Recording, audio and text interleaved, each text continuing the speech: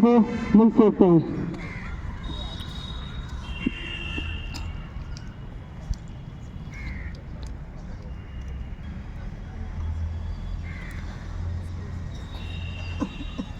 को मेरा दिल से आभार।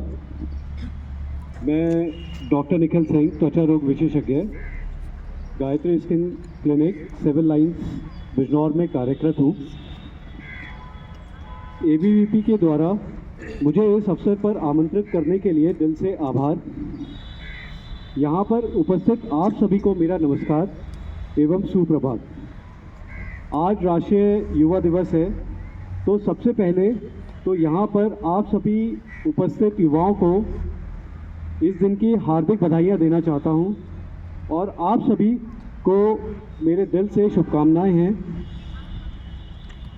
राष्ट्रीय युवा दिवस को स्वामी विवेकानंद जी के जयंती के रूप में भी मनाया जाता है।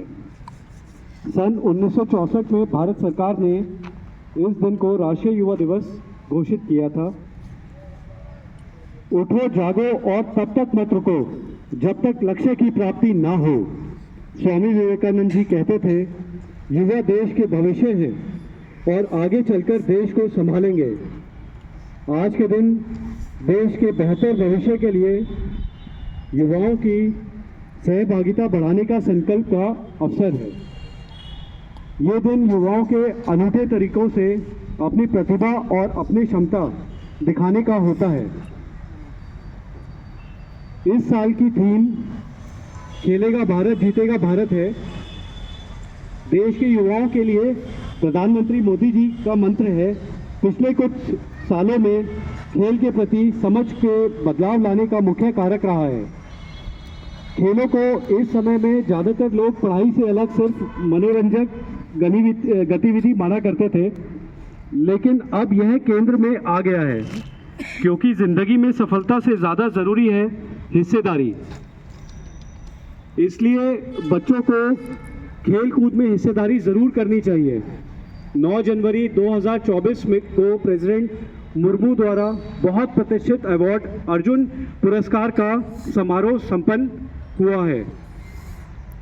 यह भारत सरकार द्वारा खिलाड़ियों के उत्कृष्ट प्रदर्शन के लिए दिया जाता है।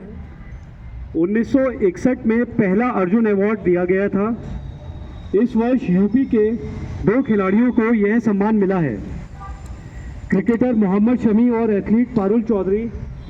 और जैसा कि आप सभी जानते हैं, आखिरी अर्जुन अवार्ड लेने पहुंची शीतल देवी जब मंच पर पहुंची तो पूरा हॉल तालियों की गड़गड़ाहट से भर गया।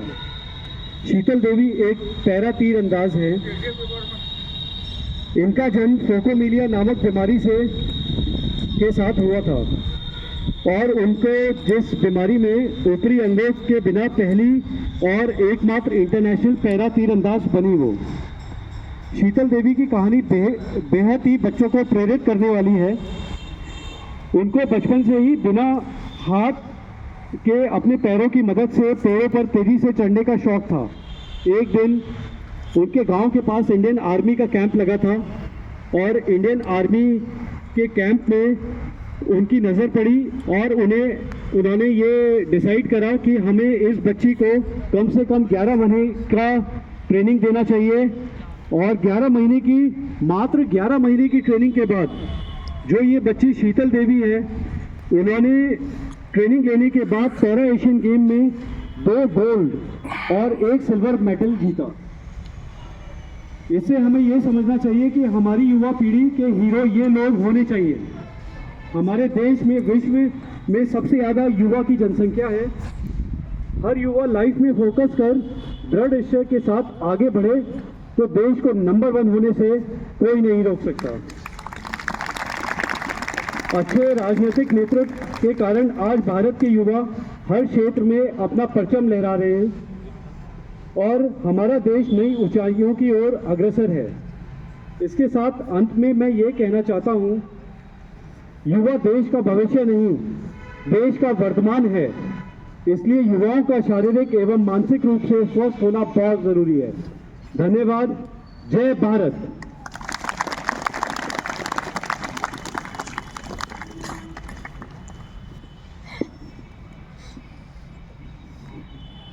अब मैं आज के मुख्य अतिथि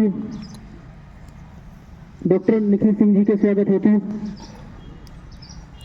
मनु चौधरी जी को मंच पर आमंत्रित करता हूँ।